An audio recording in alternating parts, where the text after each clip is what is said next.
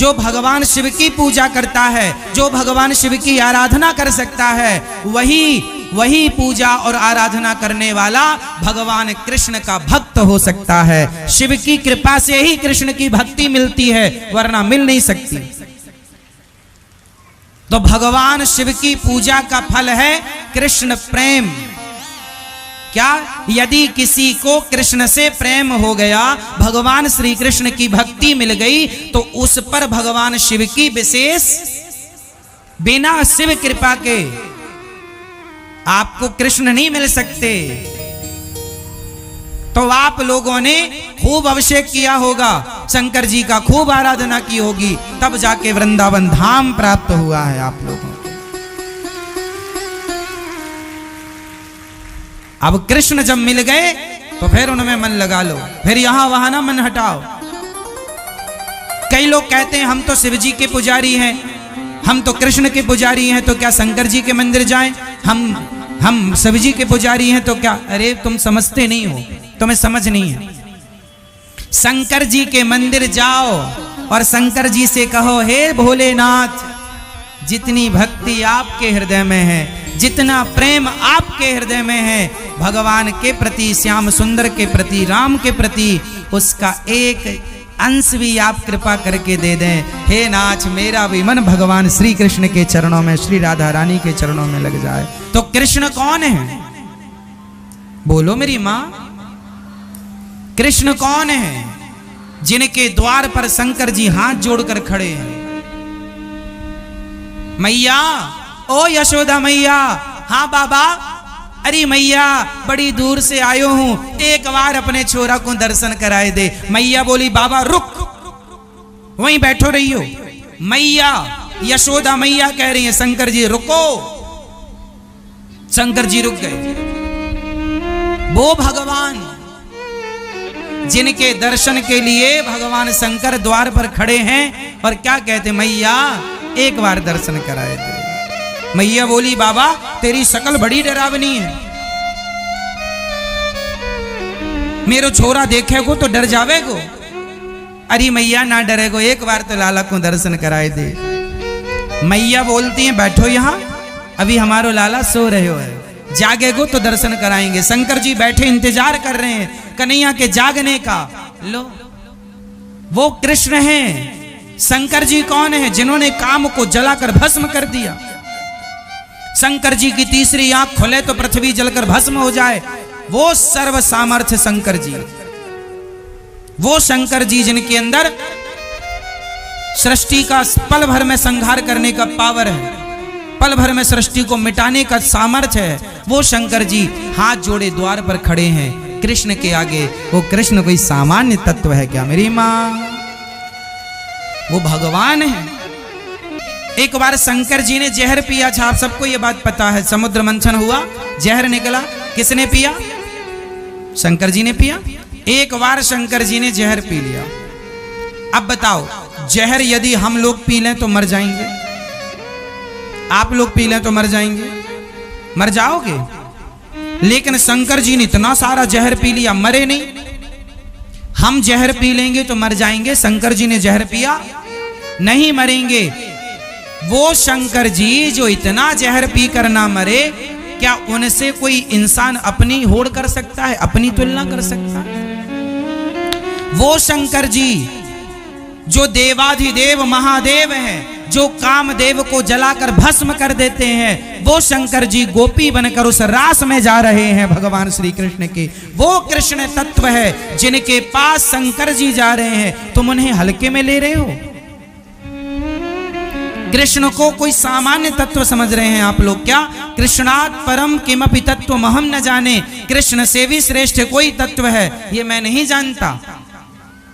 शंकर जी भी जिन्हें जान ना पाते, शंकर जी किनका ध्यान करते हैं? सदा वसंतम हृदयारविंदे भवम भवानी सहितम नमामि। जिनका ध्यान शंकर जी करते हैं, भगवान कृष्ण का जन्म हुआ तो दर्शन करने शंकर जी आए, रास हुआ तो दर्शन करने शंकर, जिनका दर्शन करने के लिए लाइन में शंकर जी खड़े हैं, उन कृष्ण को आप सामान्य समझ रहे हैं क्या? कोई मजाक का विषय बना रहे हैं क्या कि वो रास रचाए तो हम भी रचाएंगे?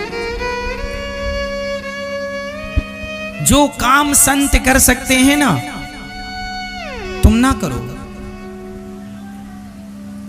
उनकी भावनाएं अलग हैं, तुम्हारी भावनाएं अलग हैं। उनके विचार अलग हैं, तुम्हारे विचार अलग हैं। सबकी तुलना सबसे नहीं हो सकती मेरी माँ। जिस तराजू में सोना तोला जाता है उस तराजू में टमाटर नहीं तोले जा सकते। टमाटर, सब्जी, आलू तौलने की तराजू अलग होती है और सोना तौलने की तराजू अलग होती है। इंसानों को तौलने की तराजू अलग है और भगवान को तौलने की तराजू अलग है। दोनों को एक तराजू में नहीं तोला जा सकता। आप गलती ये करते हैं कि इंसानों से भगवान की तुलना कर लेते। अरे हम उन्होंने किया हम भी करेंगे। तो उन्होंने पहाड़ उठाया था, है तुम्हारे बाप में हिम्मत? एक उंगली से उन्होंने इतना सा मुंह खोल के पूरा ब्रह्मांड दिखाया था, है तुम में हिम्मत? भगवान से कहा। आजकल का इंसान जब उसकी नादानी सुनते हैं ना तो कई बार दया भी आती है मूर्खता पर, कई बार गुस्सा भी आती है कि बताओ भगवान के लिए लोग क्या क्या कहते हैं, जानते नहीं भगवान के बारे में, बोलते हैं। वो रास रचा रहे हैं, वो भक्तों पर कृपा कर रहे हैं। उस रास में शंकर जी भी सम्मिलित हो रहे हैं। पार्वती जी से कहते हैं जरा हमें भी आज श्रृंगार करो, जरा चूड़ी पहनाओ, जरा साड़ी पहनाओ, और लगा के बिंदिया पहन के साड़ी, चाल चले मतवाली। भगवान शंकर चल रहे हैं। जो नारद जी, बड़े बड़े ऋषि मुनि साधु संत, कौन नहीं उस रास में आया? स्वयं वशिष्ठ जी सामान्य है। वशिष्ठ जी के पास जितना पावर ब्रह्मा जी के पास है सृष्टि उत्पन्न करने का, जितना पावर भगवान श्री हरि के पास है, भगवान राम, भगवान कृष्ण के पास जितना पावर है, उतना पावर तप के बल पर श्री वशिष्ठ जी ने प्राप्त कर रखा है। वशिष्ठ जी चाहें तो एक अलग सृष्टि बना सकते हैं। वशिष्ठ जी इतने पावरफुल, अलग ब्रह्मा बना सकते हैं, अलग सृष्टि की रचना कर सकते हैं। एक बार विश्वामित्र जी ने कहा मैं भी कर सकता हूं। एक बार विश्वामित्र जी और वशिष्ठ जी में कहा सुनी हो गई। वशिष्ठ जी इतने पावरफुल थे तो विश्वामित्र जी को लगा मैं भी करूं। आपको पता नहीं होगा, एक बार विश्वामित्र जी ने तो नई सृष्टि प्रारंभ भी कर दी थी। नई सृष्टि, और वो नई सृष्टि क्या है जानते हो? नहीं, ये जो नारियल होता है, ये नारियल ब्रह्मा जी की बनाई सृष्टि नहीं है। एक बार विश्वामित्र जी को गुस्सा आ गया कि मैं चाहूं तो नई सृष्टि कर लूं, तो कहा कि कर लो। तो वो करने लग गए। तो उन्होंने, अब भाई सृष्टि के लिए आदमी लोग चाहिए, स्त्री पुरुष, तो उन्होंने पिंड बनाना शुरू किया। जिस पिंड से इंसानों का जन्म होता, तो सबसे पहले वो पिंड, जैसे चिड़िया पहले अंडा देती है, स्त्री और पुरुष के गर्भ में भी तो एक, ये समझो कि स्त्री का रज पुरुष का तेज जाकर मिलता है तो एक कलल बनता है। उसी तरह सबसे पहले अंडा तैयार हुआ। तो आपने देखा नारियल में दो आंखें होती हैं, ध्यान से देखा, पानी भरा होता, जैसे बच्चे मां के पेट में पानी भरा होता है, पूरा अंडा जैसा प्रोसेस होता है नारियल का। नारियल वो सृष्टि की शुरुआत करने लगे, अपनी तपोबल से मैं अलग सृष्टि बनाऊंगा। ऐसे फिर उन्हें समझाए भैया अलग ना चलो, विश्वामित्र जी को समझाए। इसलिए नारियल तोड़ने की परंपरा बनी कि नारियल भी एक जीव है, जैसे हम हैं ऐसे ही लगभग नारियल। इसलिए हमारे यहाँ पशुओं की बलि ना चढ़ा करके विश्वामित्र जी की सृष्टि के जो लोग थे, जो शुरुआत थी बाद में की नहीं गई, उस नारियल को तोड़ करके कहा गया कि हमारी तो यही बलि मान लो प्रभु, यदि आपको बलि चाहिए तो नारियल की बलि। इसलिए हमारे यहाँ बकरे की बलि नहीं चढ़ाई जाती, नारियल की बलि चढ़ाई जाती है, क्योंकि उस सृष्टि को मान्यता नहीं मिली गई। फालतू जाता तो उपयोग करो, चलो यही करो। तो वो भी इंसान की शुरुआत थी नारियल, वो ब्रह्मा जी की सृष्टि में नहीं आता नारियल। नारियल को प्रकट करने वाले विश्वामित्र जी हैं। विश्वामित्र जी तो कम पावरफुल हैं, वशिष्ठ जी तो इतने पावरफुल हैं जस की तस ये सृष्टि को मिटा के फिर बना सकते हैं। वशिष्ठ जी राम जी के गुरु वशिष्ठ जी, आज भी वशिष्ठ जी हैं। कश्यपोत्री वशिष्ठस्य विश्वामित्रोथ गौतमा जमदग्निर भरद्वाज। ये 7 सप्तर्षि होते हैं। सुना आप लोगों ने सुना? सप्तऋषि पुच्छल तारा देखा होगा, सप्तऋषियों को आकाश में देखा होगा, एक साथ रहते हैं। वो सप्तऋषि होते हैं। कौन कौन है उनमें? कश्यप, कश्यपोत्री, अत्रि कश्यपत्री, कश्यपोत्री वशिष्ठ, वशिष्ठ कश्यपोत्री वशिष्ठस्य, विश्वामित्र, विश्वामित्र भी उसमें है। कश्यप, कश्यपोत्री, अत्रि अनसुईया माँ के पति, कश्यपोत्री वशिष्ठस्य विश्वामित्रोथ गौतमा, गौतम ऋषि अहिल्या के पति, कश्यपोत्री वशिष्ठस्य विश्वामित्रोथ गौतमा जम, कश्यपोत्री वशिष्ठस्य विश्वामित्रोथ गौतमा जमदग्निर भरद्वाज। जमदग्नि मतलब परशुराम जी के पिता, जमदग्निर भरद्वाज, भरद्वाज जी। भरद्वाज जी का नाम सुना होगा, रामचरितमानस में भरद्वाज जी का उल्लेख है। राम जी उनके आश्रम भी गए थे, श्री भरद्वाज जी के। भरद्वाज मुनि बसई प्रयागराज में रहते थे। ये सप्त ऋषि हैं जो इतने पावरफुल हैं, सातों के अलग सृष्टि कर सकते हैं। ये सारे ऋषि, इन सब के ऊपर होते हैं भगवान शंकर, इंद्र के, देवताओं के राजा इंद्र। इंद्र के ऊपर इंद्र हाथ जोड़े खड़े रहते हैं भगवान शंकर के आगे।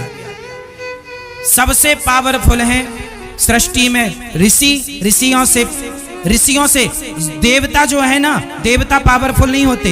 ये ऋषि लोग चाहें तो देवताओं को जहां चाहे, इंद्र को श्राप दे दिया था गौतम ऋषि ने, जा तेरे पूरे शरीर में योनि हो जाए। अहिल्या का जब चरित्र बिगाड़ने गए, 1000 योनि छिद्र हो गए थे पूरे शरीर में, मुंह दिखाया नहीं गया इंद्र से कहीं। बाद में फिर आंख के रूप में परिणित हो गई। इंद्र की 1000 आंख हैं। पहले योनियां थी, पूरे शरीर में योनि छिद्र, योनि लंपट थे ना,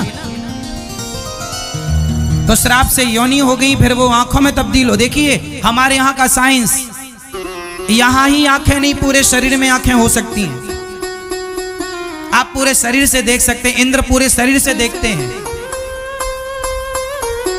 ये हुआ है हमारे यहाँ, ऐसी परंपरा रही है हमारी। ये ऋषि, आप लोगों ने सुना होगा, महाभारत में एक उल्लेख सुना होगा आप लोगों ने, भीष्म पितामह के सामने शिखंडी आ गया।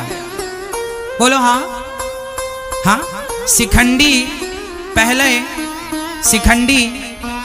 पहले स्त्री था। शिखंडी का जब जन्म हुआ तो स्त्री था, पर हमारे देश में ऐसे संत थे कि हमारे ऋषियों ने, शिखंडी के पिता ने कहा कि महाराज हमें लड़की की जरूरत नहीं है, राज्य चलाने को लड़का चाहिए, लड़का चाहिए। तो शिखंडी को लड़की से लड़का बनाया गया था 5500 साल पहले। यह टेक्नोलॉजी थी। आजकल भी साइंस के द्वारा स्त्री लिंग परिवर्तन हो जाता है, लेकिन आज के में एक समस्या है कि यदि स्त्री को पुरुष बना दिया, आजकल भी प्लास्टिक सर्जरी के द्वारा स्त्री को पुरुष बना दिया जाता है और पुरुष को स्त्री। लेकिन जो पुरुष स्त्री बनता है तो स्त्री योनि तो हो जाती है, लेकिन पुरुष जो स्त्री बनेगा वो कभी मां नहीं बन सकता। लेकिन हमारे यहाँ ऐसी परंपरा रही है कि शिखंडी स्त्री थे, और जो स्त्री पुरुष बनेगी तो वो कभी बाप नहीं बन सकती। लेकिन शिखंडी जब स्त्री से पुरुष बने तो वो पिता भी बने बाद में। और कई बार हमारे यहाँ स्त्री को पुरुष और पुरुष को स्त्री भी बनाया गया है। शास्त्रों में वर्णन आपको मैं कई जगह दिखा दूंगा। हमारे यहाँ ये सारी टेक्नोलॉजी थी, प्रयोग कम करते थे क्योंकि जरूरत नहीं थी, सिद्धांत उद्देश्य अलग अलग थे। तो वो ऐसे ऋषि मुनि जो सृष्टि बना सकते हैं, अलग सृष्टि कर सकते हैं स्त्री को। शिखंडी इसका उदाहरण है। महाभारत में कथा है इस बात की कि शिखंडी पहले स्त्री थे, बाद में पुरुष हो गए। इसलिए भीष्म पितामह ने उन पर बाण नहीं चलाया, बाद में पुरुष हुए तो क्या हुआ, जन्म से तो स्त्री है।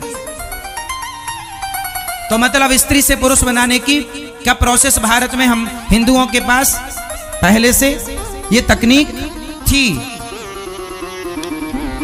वो भगवान जो ऋषि देवता जिनके सामने हाथ जोड़े खड़े होते हैं वो भगवान शंकर, और वो भगवान शंकर मैया यशोदा से कहते, अरे मैया तेरे लाला को एक बार दर्शन करना हो, एक बार दर्शन कराए दे। वो भगवान हैं। आप बड़े भाग्यशाली हैं कि उन भगवान की कथा सुन रहे हैं जिन भगवान के दर्शन के लिए शंकर जी भी खड़े रहते हैं द्वार पर, मैया एक बार दर्शन